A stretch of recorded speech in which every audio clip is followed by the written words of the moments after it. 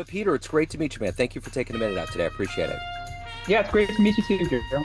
So before we get into your work, I want to know first and foremost, 5 years ago, this pandemic was throwing so many things into the unknown, changing our world. How did you get through the pandemic of 2020, and how has that radiated into your world in 2025 with what you do now? Well, I will say I self-isolated intentionally, more so than they were directing everyone to do so. I had to take a step back, and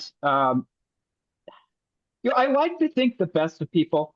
I think we all do. We don't want to think everyone's inherently evil or anything like that, or shall we say, misguided. We want to think people understand, have a basic understanding of humanity and just common sense.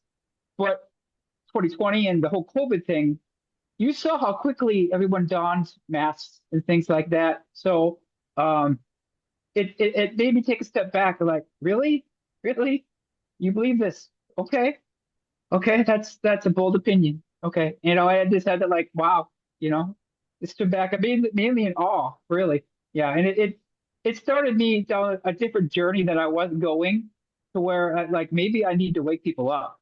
Maybe I need to say something, see what I could do to because the mass majority aren't people that are going to pick up the books in the library or the bookstore that have no pictures.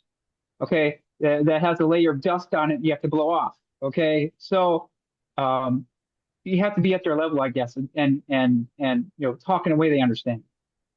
So let's get to the heart and soul of what you do right now for a living, and even Okay. before.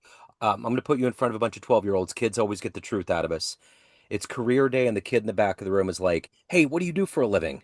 How do you answer him? Well, I would say I'm an entrepreneur, so I don't do just one thing. But if you want to know how I make my primary job, how I'm living and doing that, um, I fix fighter jets, electronics, the electrical systems in fighter jets, and I upgrade them as well. So it's a skill I picked up in the military. I served 20 years in the U.S. Air Force. I'm retired now, but I'm still doing it. It's a marketable skill. I mean, I can basically go anywhere I want to with that sort of skill, and people will pay me good money to do it. Yeah. And but your passion is writing, it's poetry, getting epic Mhm. poetry back. How would you explain that side of what you do? Well, it's something that's a lost art. Okay, and I think today's social media sort of destroys it for kids because they're not less apt to go into it. It's time consuming. If you look at like the epic poetry of the past, and also things like I would say people's favorite is The Raven by Edgar Allan Poe. It's not a very long poem, but what they see there is it took time to write. They see craftsmanship. Okay, they see proficiency there and they admire it because a lot of people think I couldn't do that. Yeah. And that's one of the things I wanted to bring back with like my book, The Amazons, is not only bring back epic poetry from the past, bring in the feminine because it's underrated back then. It wasn't really touched upon. That to enroll the feminine on the hero's journey back then would be blasphemy. So I want to do something about that as well, and also integrate the masculine as well. So to show that there's a synergy that can happen between the masculine and the feminine when they get together and cooperate. So take me back to your childhood. Where were you born and raised? What gave you this desire to get into the military and to have this love for poetry? But before that, what did you want to be at 12 years old? What was your dream job?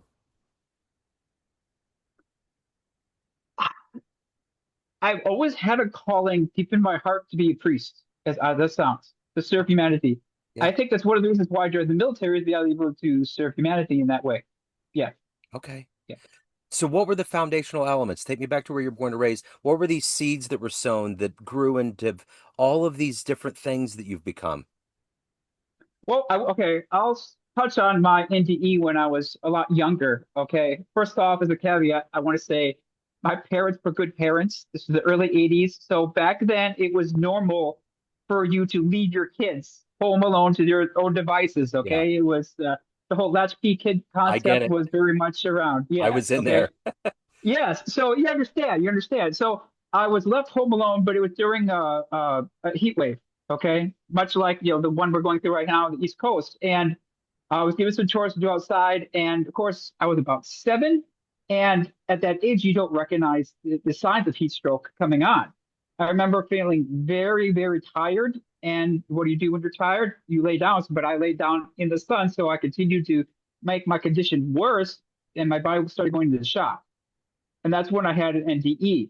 I remember waking up, hovering above my body, okay, and the best way I can describe what I saw myself as was the reverse of a black and white picture. So I was made out of all out of white light, perhaps, and transparent. I could see through myself.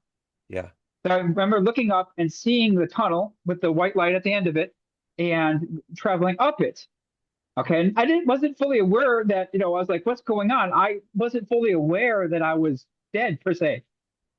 I came out and there was an angel there that gave me a like a past life review. Okay. But I was so young. It went so fast, because I was what, 7, so you don't really you do much at that age.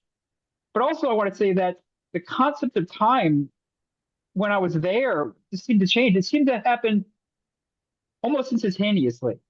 Like no time had passed. Wow. That happened all at once.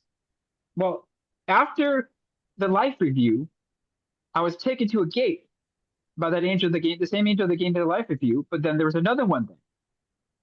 And I don't know if anyone ever had deja vu before, but you ever have have it where you look at somebody like you recognize them, like I know this person, I've seen them before somewhere. It's deep down in your soul almost to where you can't place it, you don't know their name, but you've met them before.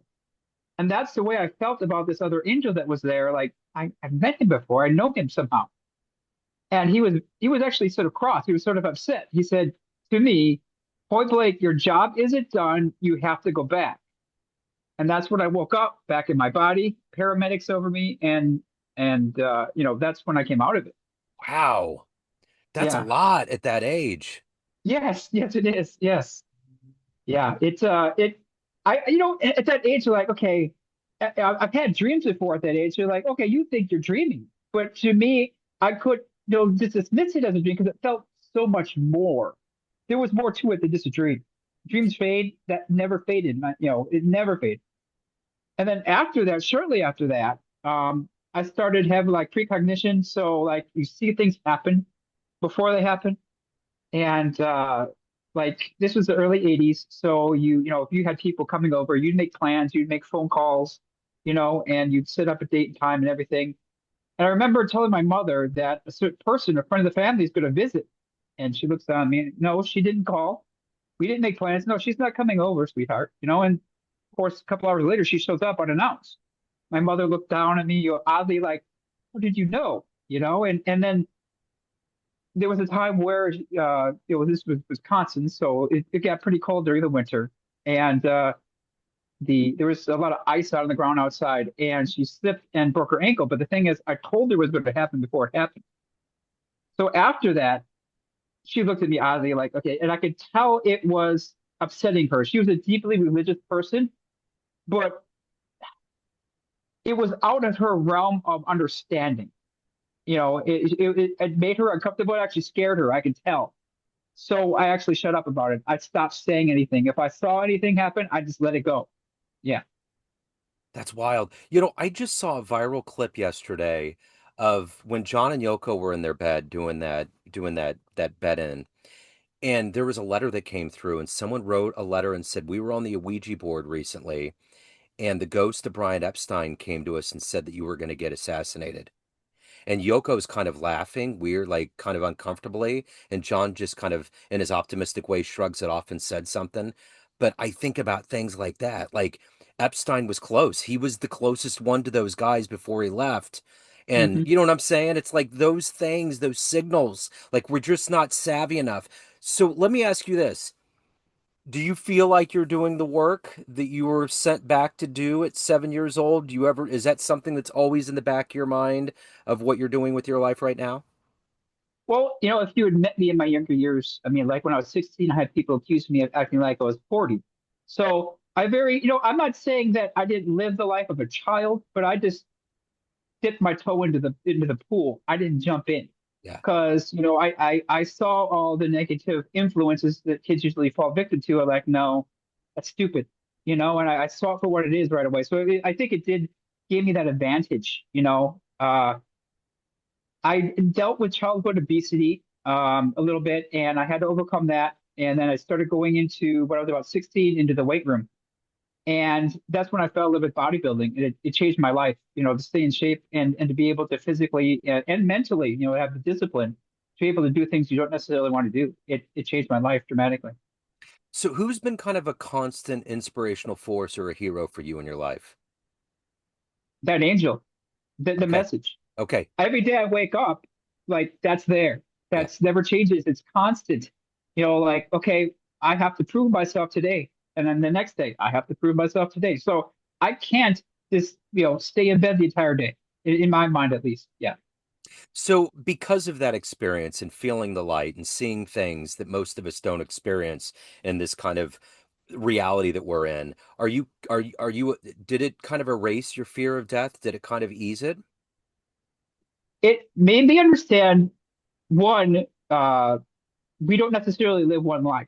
There are people here that live numerous lives. Reincarnation is a real thing. Okay. And two, you live after. So there is no such thing as death per se. It's just it's you transition your energy to another form in another realm. Yeah, you're still alive. Are you comforted by the next step? Um, my next step is to wake up as many people as I can. Yeah. Okay, that's what I feel I was sent back to do to change, even if it's just one. What's the price of a soul? It's priceless. So if you could change one person's mind, that's so powerful, and then you did your job. Then, yeah. What was the first poem that threw the light bulb on in your head and gave you this passion for poetry? T.S. Eliot is always really good. He's a very skilled poet, but I love the imagery that Poe's The Raven brought up because it once wanted me like asking, what if he had wrote a novel? What if this was a book? Could he do it?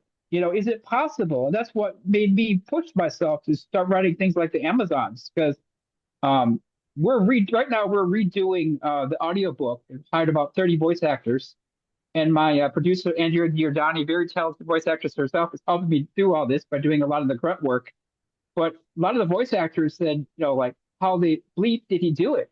They like, because they did understand it, I could make a 46,000 word poem rhyme from beginning to finish. So Yeah.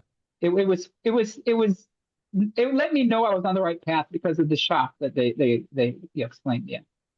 So let me ask you this. If you could meet one poet from the past and hang out with them or be a bird on their shoulder and see how they did all of this, how they created and constructed such a elaborate collection of words out of 26 characters, who would that poet be?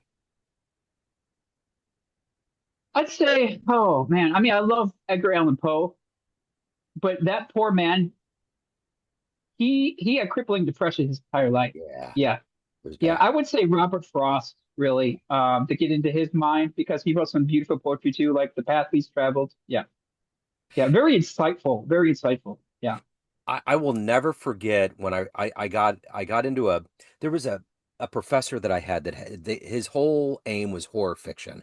So we did, Dracula and Stephen King and we did Edgar Allan Poe and I will never forget I was working at a grocery store and I was on break or I had time at night and I was reading that story by Poe where they would bury people that would wake up. Dude, that threw me into such a thing where I was like, I'm getting cremated, dude. I'm not, nope, not for me. No bells in the car. I'm out. But that was the thing about Poe is that he weaved together these haunting visuals that it's almost like a really good song that's hooky in your head. You just sing it like a Beatle, like today's International Beatles Day. Like there's always these like little lyrics that go through your head. That's what Poe did, but in a more haunting way. It was wild, yes, man. yeah. You Well, know. the thing is, the poor man lived it though. That was going Yeah. through his head. Uh-huh. So I mean, I feel sorry for him, honestly. I know. I do too. So ha when you look at your life, your career and your personal life and your soul that you're taking care of, how have you balanced it out? What gets you up every day to do the best job? You got the day job, you got poetry, you're a writer, you have your soul, your family. How do you balance all of this out? How does that work for you? I set time limits for everything. So, and I know Elon Musk does the same thing. A lot of busy professionals do it. Is you have say 15 minutes to check emails, and if nothing, in that 15 minutes, you have to be willing to walk up and walk away, go to the next thing. Okay, you can't just sit there dilly dally, but also, if it's not important to see in that first 15 minutes and be notified of it, then it's not worth seeing. Yeah. So then don't keep scrolling down and scrolling down. So you stop, get up, do another thing. Yeah. I kind of think like that whenever I recycle and go through things that go to a thrift store. If I haven't touched that thing in like 6 months to a year, it's out of here. I mean, what are you going to do? Now, if you have a screw that you've got like a tool shelf, you could put it in, but if it's like something that you haven't indulged, it has to go away, you know? There's a lot of people that believe it. I've read books about it where you put it away in a corner, don't touch it.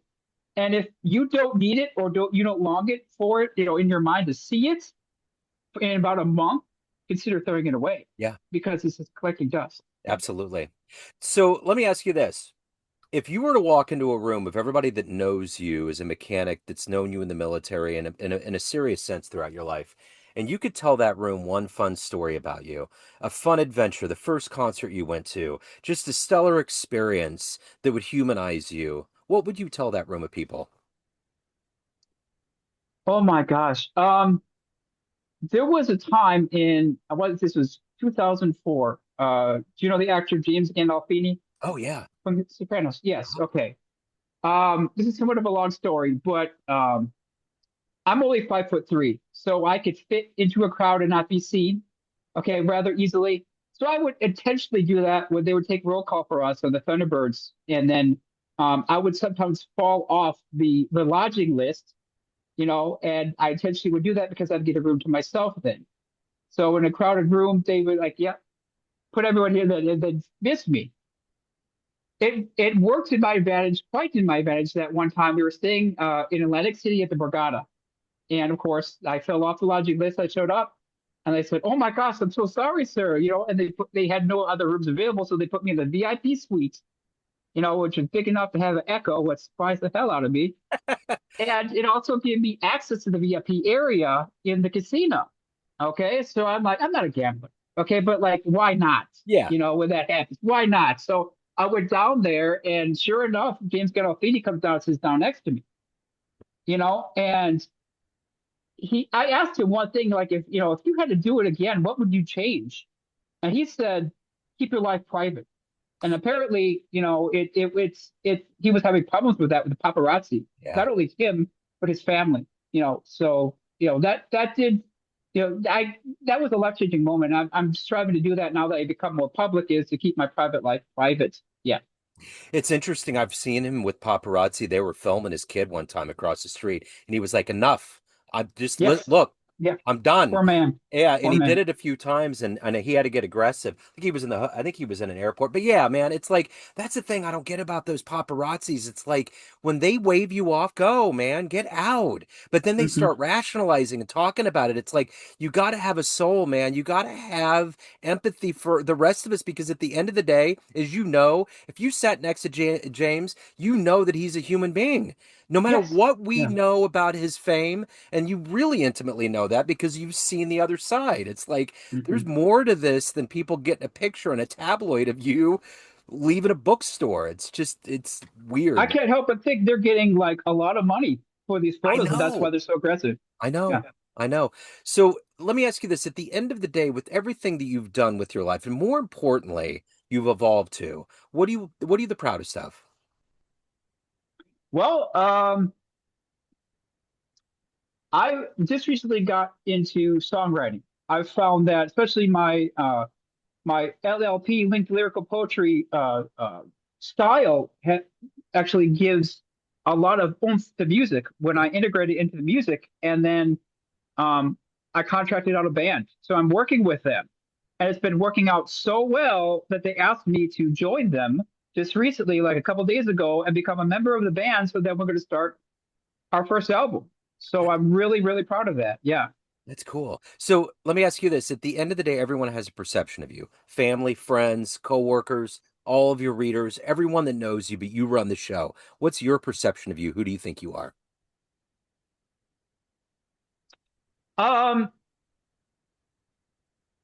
a light worker, I would say. I'm here to change the status quo, here to help people that are perhaps in need and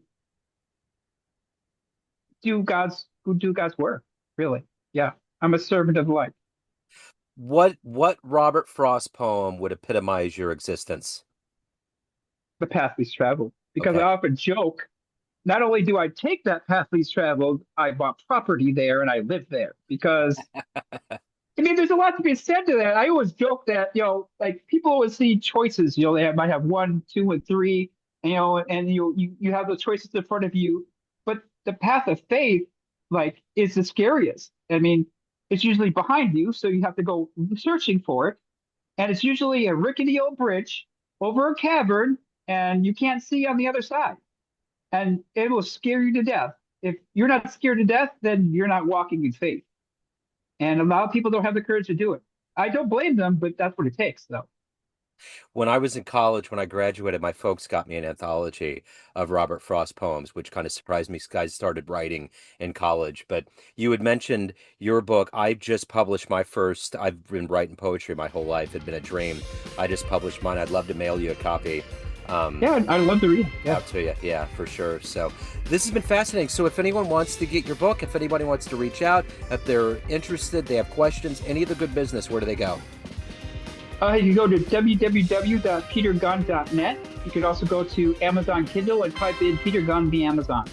Okay, excellent. Peter, this has been wonderful, man. Thank you, sir. I appreciate your story and your light and everything that you're doing. I appreciate it, man. Thank you for having me, Joe. I appreciate it. Yes, sir. Looking to get new clients to your business through cold calling or email marketing? At Agency Y, they envision a world in which small and big companies have equal chances to win new customers in the market. Their purpose is to bring parity and reduce the gap between large and small firms with the help of their cold calling and cold email marketing services. Use the code Joe Dimino 10 at www.agencyyyy.org/coldcallingjoe.php or www.agencyyyy.org/emailmarketingjoe.php to get 10% off your first order. This is Joe Dimino of Neon Jazz and Famous Interviews, and I stand behind Agency Y to meet your business dreams.